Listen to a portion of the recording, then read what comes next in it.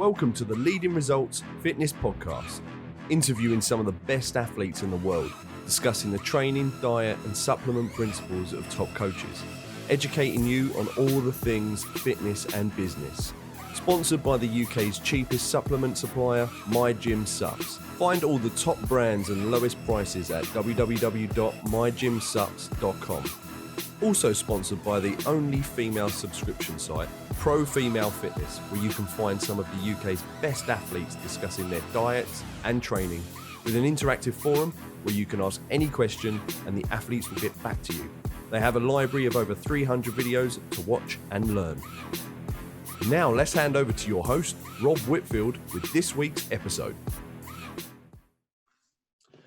Hi guys and girls, and thanks for joining us again today for another Team LRF podcast. And today I've got the pleasure of Phoebe Hagan joining me today.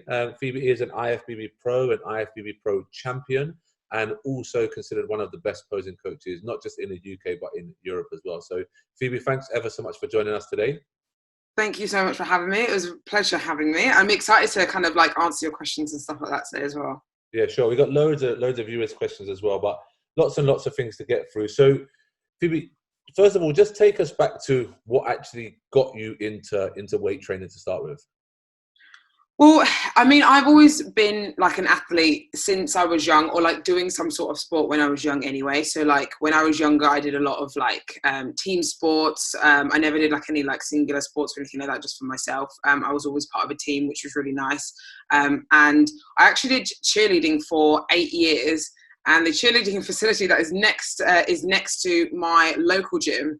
And obviously, when I started getting into cheer, I started wanting to kind of go into lifting more, getting into the gym and training and kind of looking after myself a bit more, because I was a bit of a, I was in college, and I went out quite a lot. So I was like, I want to actually like take care of myself and like try and feel good about my body and stuff like that. So I went to the gym, and it was a bodybuilding gym, and I like just fell in love with it in terms of just the training, the way it made me feel. Like it was exactly what was like the team sports and stuff. It just the type of feeling it gave me when I was training, like focusing on myself. Kind of sounds cliche, but like all your worries kind of going away. Like when you weight trained and stuff like that, you kind of just focused on lifting, and that was it. And that's what I fell in love with, like the actual training. And then my boyfriend Max, he actually got me into bodybuilding and said, why don't you just do a show? And I had no clue about it. I mean, he was very limited on information as well. This was back in 2015, the end of 2015. He was like, why don't you start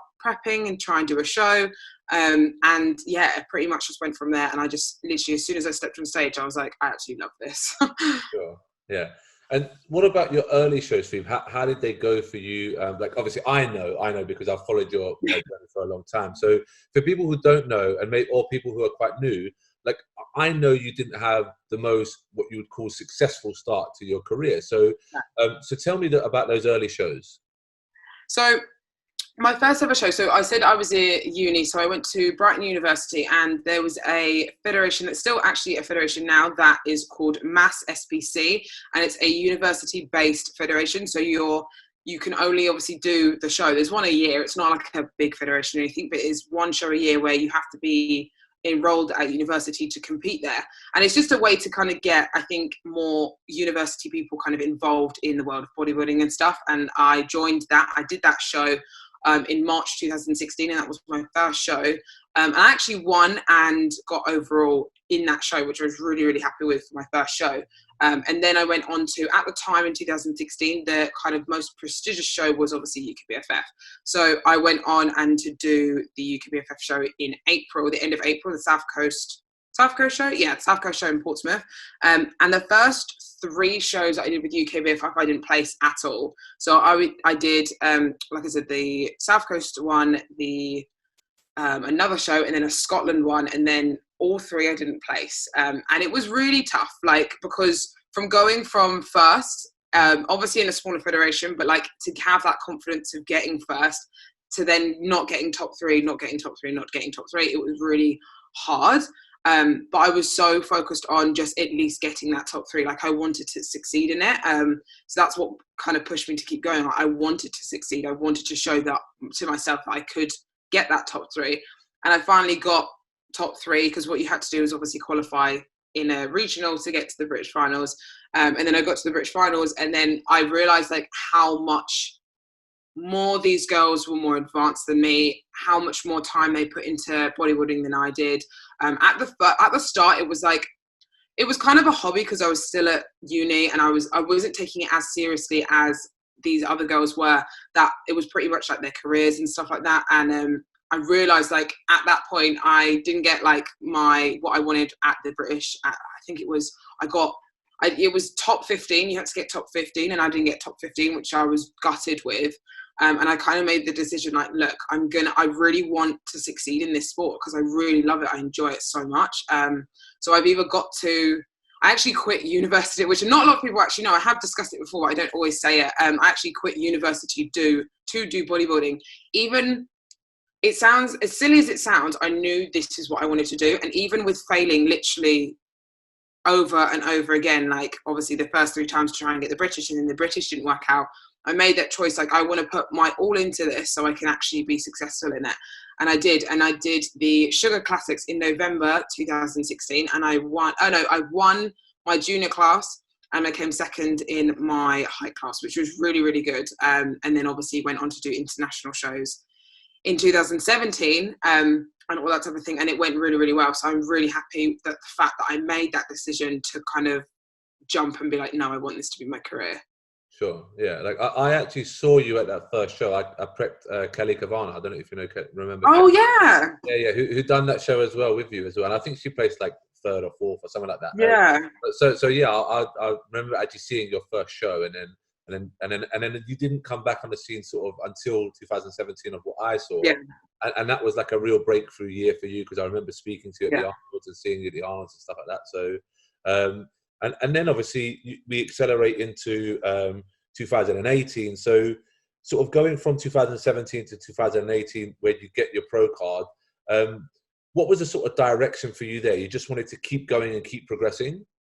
So for me, obviously, the pro card, I think when I first started bodybuilding, and even like when I was learning to pose and stuff, I was looking at people online, and like the top people were like Michelle Lewin. There was like other pros on there that I was like, I want to like look like them. I want to be like them. I want to go on stage like them and stuff like that. And for me, I wanted that IFBB Pro because it was such a prestigious kind of like title at the time. And the only way to kind of do that was obviously through UKBFF at the time. And then obviously when it changed to 2018, we obviously got pro card together, and then we went on and did pro shows together. And for me, once I got my pro card, I was kind of like, okay, now on to the next step. Like everyone always asked me like, well, when you get your pro card, what do you do? Like, obviously, I know you want to do pro shows and stuff, but how do you feel like going into a pro show, or like your progression from there, because you've just reached that massive goal?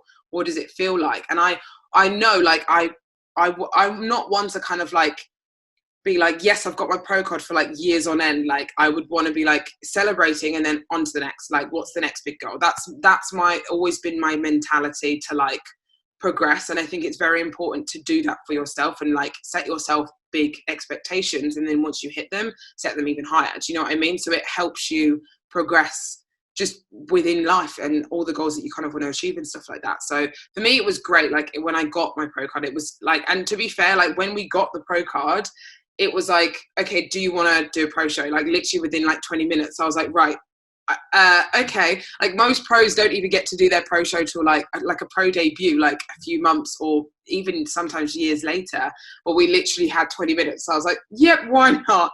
And it was actually a really good turnout. So like for me, it's just taking those like big leaps and being like, no, I'm believing in myself and setting the expectations high, so I know I can hit high expectations.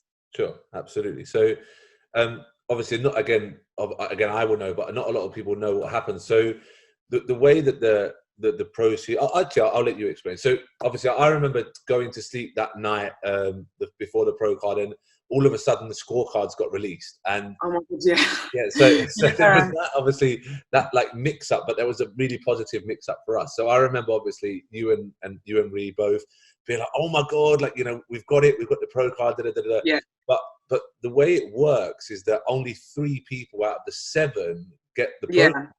Yeah. So obviously talk us through, obviously you had to go into the overall, and then obviously going from the overall, then you went into the pro, the first pro show. So tell us through, like, when, like, you see the messages, you see the scorecard, and you think, shit, I've won my class, but you don't know if you're going to get a pro card or not. What was the emotions that were going through then? I think I didn't sleep well at all that night. And I remember you being like, you need to go to bed, because I was like, I can't actually like sleep. So it was difficult because like I wanted, it was like the small step, like you're so close to something. Like I know at the time you had to win your class to get into the overall, and then in the overall it was top 3 for the pro card, and I was like halfway there. So I was so like really wanting it. And I remember being in the overall, and I mean, this isn't a massive indication to whether you've got it or not, but like most of the time, if you're in kind of the center, that's who they're most of the time they're looking at. And for me, I was on the end for quite a while, and I was like, nope, I haven't got it. In my mind, I was like, I do not want to give up. So like, I remember posing and really like just bringing, like really going for it, because I wanted it so bad. And then they moved me to the middle, and it just gave me like that, like so much confidence. And I was like, okay, let's just absolutely go for it now. Like I have nothing to lose. Like I just want to get my pro card. And then going into the pro show, I think in the pro show, I didn't even have time to think. So I don't think I had any expectations for the pro show. Like in my mind, I wanted first call outs. Like that would have been really good to get first call outs, and like we did. So got second at that show. So it was great to meet that expectation in my brain. Like I really set the bar lower, or like actually no, quite high, if I'm honest, for your pro debut getting a first call out. But it was, I didn't expect it to happen, and I'm really glad it did. Yeah, awesome. And I think the way it played out was advantageous, really, because you could sort of just go straight into it, no thinking, and be like, right, yeah, it done. Yeah, because when you have that like pro day, sometimes it is almost like, I do see a lot of pros crumble on their pro debuts because they put it's not even them. Sometimes it's actually having the pressure of the pro debut, because obviously you put it on social media and like, pro debut, and everyone's really hyping you up, which is amazing to have that support. But sometimes the pressure can just get too much. So it was nice to literally just be shoved into a pro show. It would have been nice to have an actual pro debut, like have that hype behind it. But I think I liked the fact that it turned out that way. That I didn't have, because I don't do well under pressure. So I'm glad I didn't get that pressure of like, oh, it's your pro debut, like good luck, So it was just kind of thrown in, which was good. Sure. And since that point, you've done a lot of shows now. It must be close to 20 pro shows, Phoebe. More? I've done. I don't know how many pro shows, but in shows overall, I've done 28 shows. Sure. Overall. Yeah. And that's like including, so that's not including like the double days when I used to do UKBFF, and like some days would be, so when I did internationals, I think the Arnold's was obviously juniors was on one day, and then open class was on another day. So that's, I'm counting that as one, but technically I went on stage like twice in 2 days, in like 2 days. So that's, so that's why I've been on stage 28 times. That's a lot of times. Yeah, sure. And I think you must be close to 20 pro shows now. Yeah, I think I've done like 16 pro shows, I want to say. Yeah, so it's quite a lot. So yeah, a lot. Yeah, and you've done that in quite a short space of time. So there is a lot of debate and a lot of talk about, you need to take time away from stage to improve. Yeah. And going, obviously, I'm not undermining anything at all, but people saying, listen, going from amateur to pro is a big leap. And yeah, of course it is. But what's your take on sort of people taking long times off or just keep going and keep improving? I think it's individual to each person. So like for me, I know I maintain and grow quite well in terms of just my genetics in general, like, and the muscle mass that I have, like I do grow quite well and maintain quite well. The thing is, I feel like you definitely need to take time off. Like a lot of people, I think, undermine the fact that they think, okay, I can just keep going and going. And sometimes people do just burn out. And they do need to have that time mentally more than anything sometimes over physical. Physical is obviously one of the most important attributes, but obviously mental, sometimes they just need to give themselves a break. Otherwise, they're just not going to be able to be ready to like mentally go through another prep, if that makes sense. So it is good to take time off. And like if I'm honest, the most amount of time I've taken off is when we did our first off season. So that was 6 months. and we got obviously calories really high in a really good place. But for me, that was like the top point of how much I've ever weighed and how much I've built. And like, if I'm honest, we didn't need to build anymore. So why would we carry it on? Do you know what I mean? And that prep was actually one of the easier preps because I had refeeds like every other week. And like, that was for Body Power as well, 2018. Yeah. So it wasn't like, it was hard, obviously, but it was good because we built up quite high and then we could come down in a good pace instead of it being so low. Whereas I think sometimes people do take not enough time off and then they haven't built up the calories enough, and then they do end up kind of like, you know, stretching out the prep at too thin and too far and having to either backtrack their preps or go with it and not bringing their best, that type of thing. So it's definitely individual to each person. So I think, yes, taking time off is definitely needed for sure, but it's just a case of making sure that you, sorry, my phone's going off. It's just making sure that you do what's right for you. So I think a lot of people obviously take too many people's like opinions and stuff, saying you have to take off loads of amount of time and not step on stage for like a good year. Sometimes people need like financially be in a good position as well, mentally need to be in a good position, and physically and stuff. And sometimes people need to really, really grow. Some people don't. Some people have kind of hit their pinnacle of actually how much they need to grow and they don't need to go anymore. Like I said, it's individual to each person, but I think, like I said, do what's best for you, and your coach should know what's obviously best for you. And then you can just go from there. Sure, yeah. And I agree on that point. I think when, like, your physique when you turned pro was at a level where you were able already to compete with pros. Yeah. And that really showed obviously in that pro debut and in that rookie year that you had. So yeah, I think I think you really need to be very critical of yourself and say, right, am I at a level actually where I'm competitive? And where with yourself, you were at a level where you were already competitive. So like in essence for yourself, it was just a matter of time before you knocked away those top twos, top threes, and obviously eventually you got that show win. And which unfortunately, if that was this year, it would mean you'd go straight. I know. I always say this. It's so frustrating because I think it was the next month, because obviously that was in July, and then August when I did the Tampa, that's when they announced it, and I was literally sat there like smiling because I was like, great, that's amazing, but like, why couldn't you have said this like a month ago when I did when I had my pro win? Which is frustrating, but obviously, I mean, the timing was off, but it brings even more fire for me to get obviously the invite to the Olympia, like even more now. So yeah, well, I don't think people realize how young you still are, Phoebe. You're still under 25. So no, I literally just turned 25 this year, literally in April. So yeah, and it's obviously like now May, so not even that long ago. No, well, happy birthday for a month ago anyway. So, thank you. So I don't think people realize like how young you are, because I've said it to you as well. You're very mature for your age. You've built a business as well for that. And that's one of the questions that we got from the viewers is going about building a business within fitness.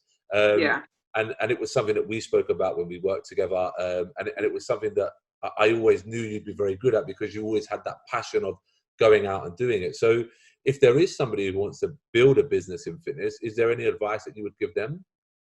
For me, I would say take your time and like don't over like think where you have to be at a certain point. Like for me, when I first started, I would always kind of look at how other people were progressing in the sport, what other people were doing in the sport and that type of thing. And for me, it was really hard for me to actually be like, no, Phoebe, you're not at that point yet. Like, it's okay not to be at that level yet or at that point. Like, you're taking your time and you just need to like slowly but surely get there. You will slowly but surely get there. So for me, it's just I would say take small steps to get to where you want to be, in terms of like, okay, if you wanted to say example, start posing people and like take on clients and stuff, take on a small amount of clients to start off with, and then you can slowly build up. And little things like, don't think you can, for me as a pro, like for me, I have slowly built my prices up. So I've always thought like slowly start from the obviously like a good point at the beginning, and then like slowly build up once you have more of a profile and stuff. Because I think what people do is obviously when they turn pro, they kind of have their prices really, really high. No one obviously wants to go there straight away. So it's kind of like having less of an ego and just having a lower starting point and then slowly building up, if that makes sense. And don't think like, oh, say example, I see like someone that's like really high, like a high profile athlete that has really loads of clients and like charges this much, I'm going to charge the exact same when I'm starting off. It doesn't kind of work like that, if that makes sense. So for me, it took me a while to kind of find my price and like find my level of where I need to be at. But now I'm at a level where I can charge that because I have experience behind me and all of those other things. So it's just taking time and like doing it slowly. Don't kind of rush into it, I would say. Sure, absolutely.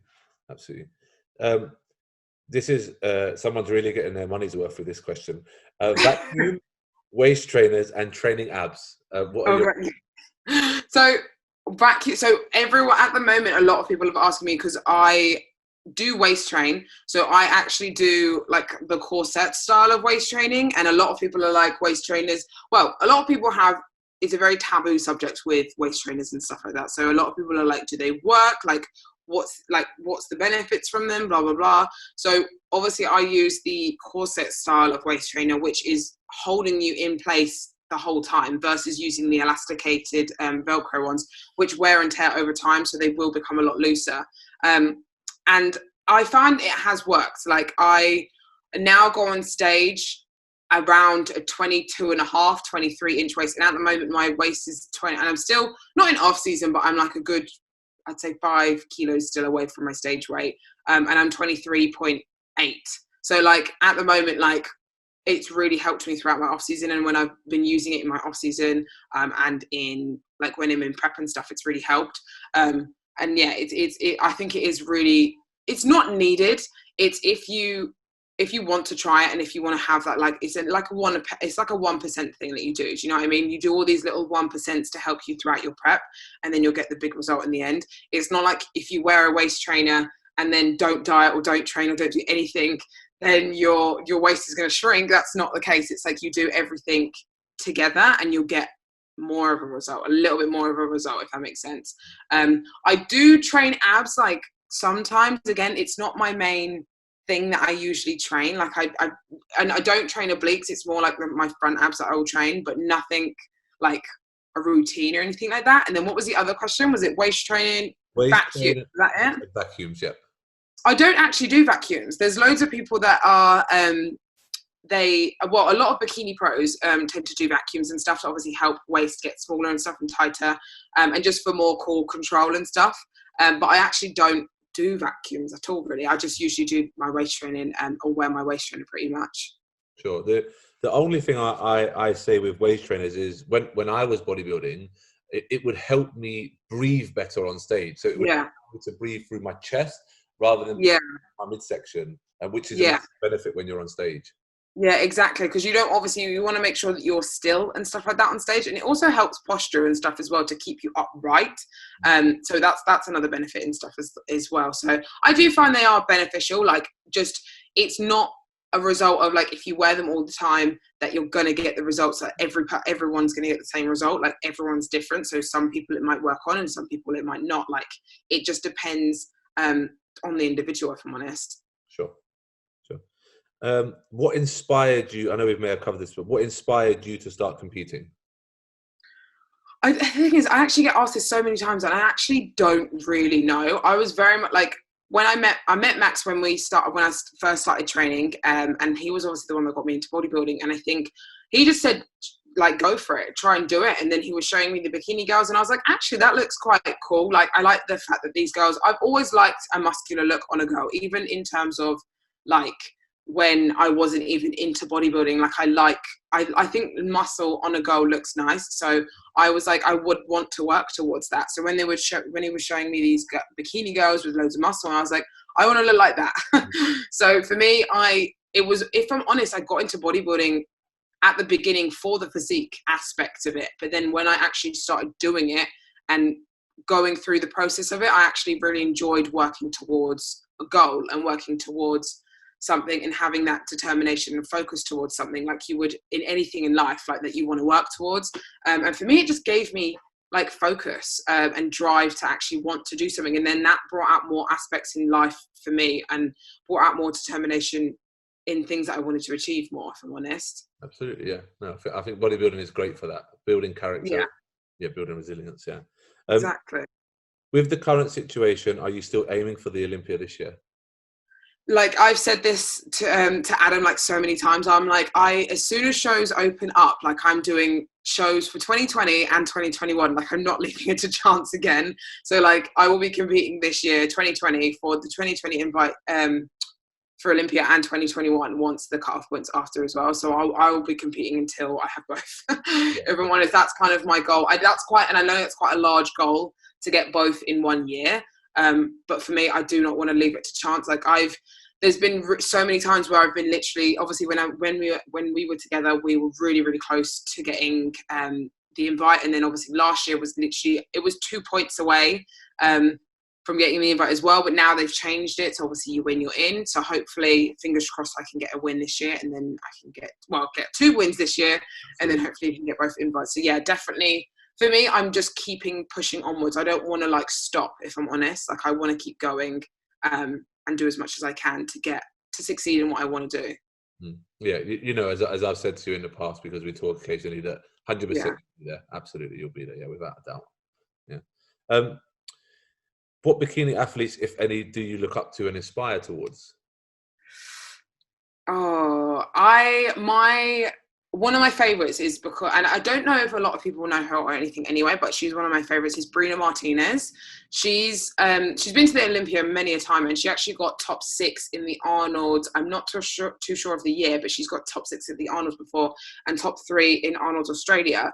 And the way she talks about like competing and just her mentality towards it in general is just such a good mindset to have within competing. She really pushes for, like, if you want something, you got to work for it. You can't just expect it to happen overnight. And she really expresses that through a lot of her Instagram and stuff. And I really appreciate. I've never competed with her before, but I've met her quite a few times, and she's really lovely. She's such a lovely, down to earth person. And another one is Angelica. Obviously Miss Bikini Olympia and Miss Arnold's as well, Arnold's champion. And honestly, so like she's such a lovely girl, and in terms of like her determination again and the way she talks about the sport is just mind-blowing. So for me, like those two girls are like two of my favorite bikini girls, if I'm honest. Awesome. Is it harder to get your name out there and be seen as a UK competitor? As a UK competitor, what, in terms of in the UK, or like I just out in general, in terms of like worldwide? Once you've turned pro, going out to the States, being from the UK, do you see it as an advantage, disadvantage, or neither? I don't think it's difficult, because obviously I think in terms of the actual competing aspects of like actually getting on stage in front of the judges and stuff, like I do believe and do think that obviously if the judges know who you are, or just not even the judges, they look at people, it's just like your brain will look at someone that you know.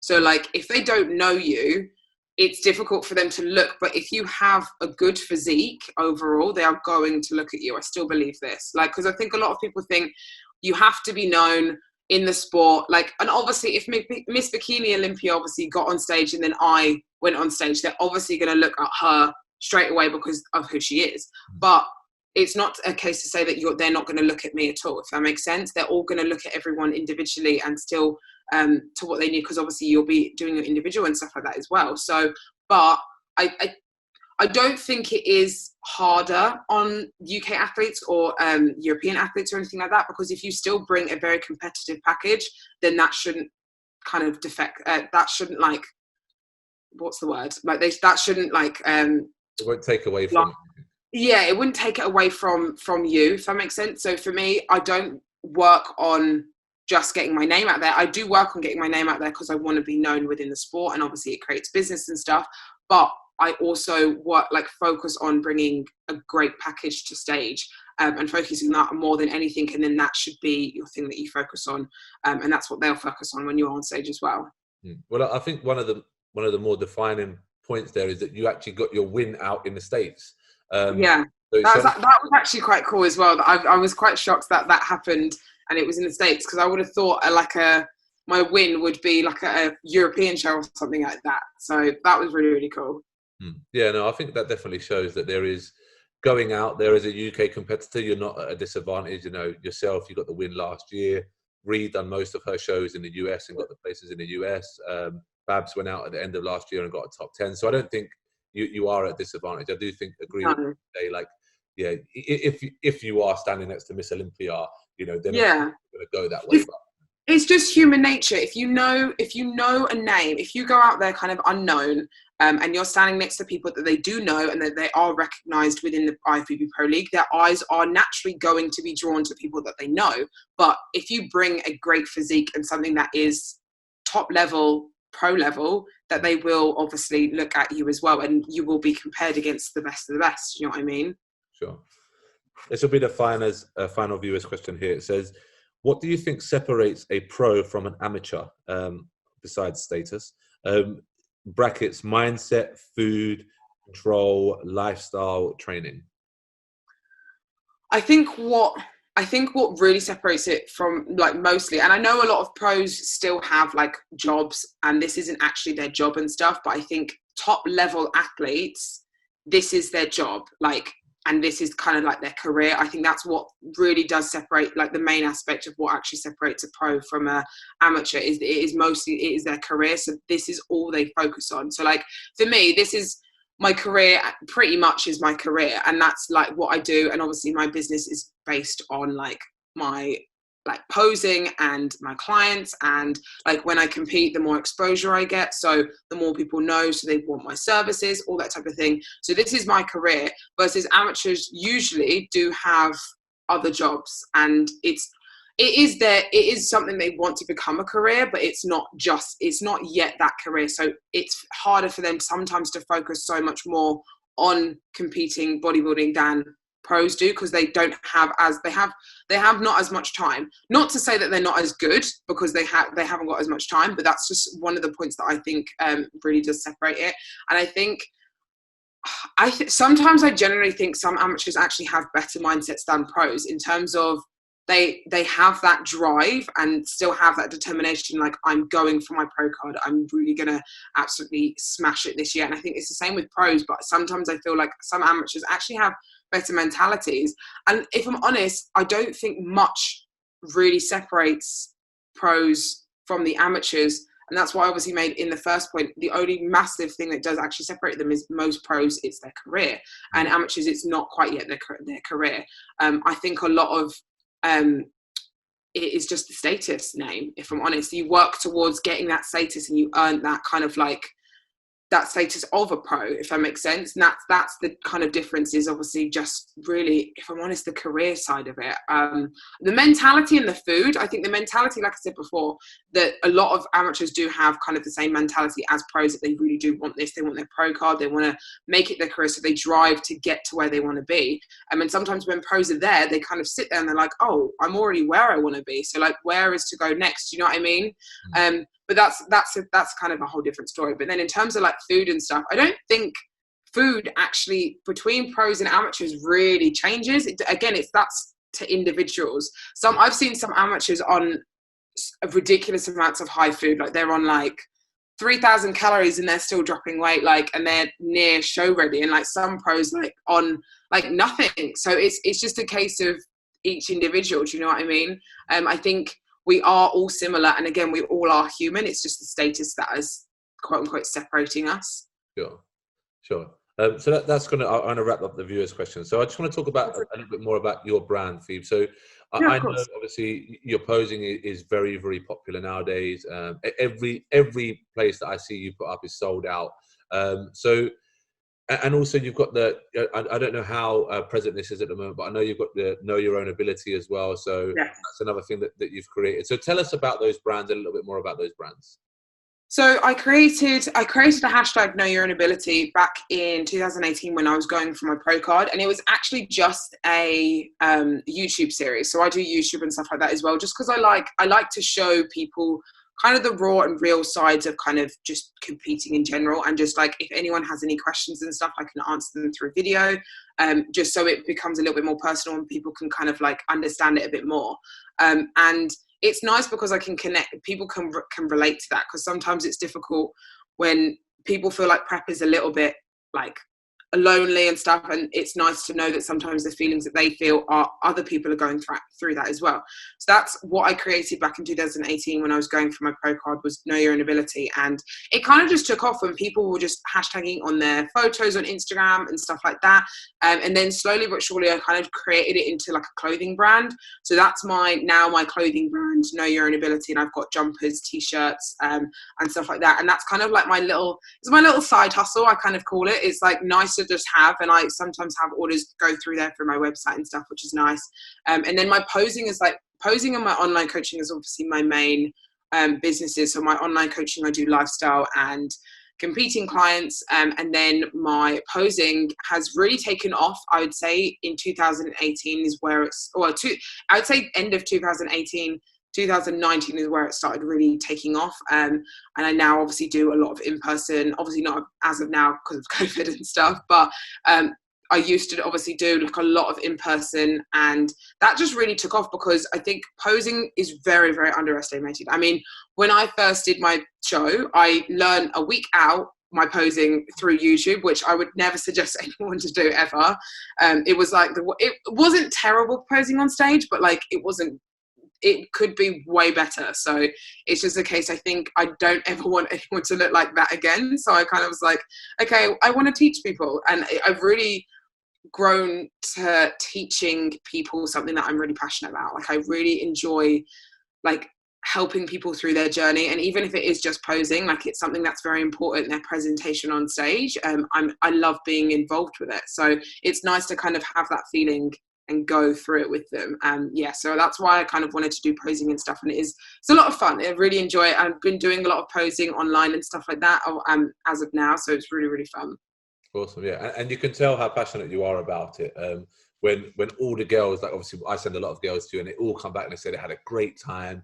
You know, they've learned so much. So yeah. So like I said at the beginning of the podcast, not only one of the best posing coaches in the UK, but in Europe. So if you do have any questions or queries on posing, and she's just Phoebe has just released a new program as well. So tell us about your program as well, Phoebe.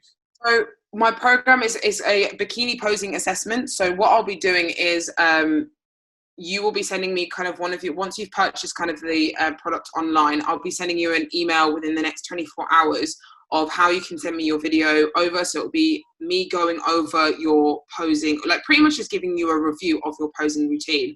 So if you were to send me, say, your check-in that you sent to your coach of you posing and stuff like that, and I can give you kind of critiques on your overall presentation, what you need to work on and stuff like that. Obviously, I would suggest getting posing sessions, but this as an addition is very, very helpful, because then it helps you then keep accountable with your posing even more so than with posing sessions. Absolutely. Yeah, I think it's a great idea. So just a couple of questions that we ask all the people that come onto the podcast feed. So question number one is, if you could sit down and have dinner with 3 people from fitness, and they're only allowed 3, who would they be? Oh my God, I don't know. So from fitness, it doesn't have to be bodybuilding or anything like that. No, so anyone involved in fitness, 3 people. I would say Dexter Jackson, because I've met him quite a few times, and he's really funny and he's a really nice person. So I actually would say him. I would say, I don't know, this is tough. I would say Issa, Miss Bikini Olympia 2019, because she's got really good physique, and I would just love to pick her brain just about how she got into the industry just a little bit more. And then, third one, I don't even know. I'm trying to think of someone from the UK, if I'm honest. I don't even know. Oh God, I can't even think right now. I'd probably say Angelica as well, just because I can't think of anyone, and 2, I actually really would like to spend, again, time with people that are at the top of their game and just pick their brain about how they got into this and how they got to kind of where they are now, if that makes sense. And Dexter Jackson, just because I remember watching his YouTube series when he did, in, I don't know if it was 2018 or 2019, and it was really cool to get into his mind, how he thinks and stuff, and I've always been a fan of his mentality. So yeah, those are my 3 on the spot. Super. And then finally, because we are in lockdown, we are in closure at the minute, give us 3 films that are must watch, Phoebe. What would you say? 3 Oh God. series? Well, I haven't been watching films, but in terms of Netflix series, so I've been watching The Office, which is absolutely hilarious.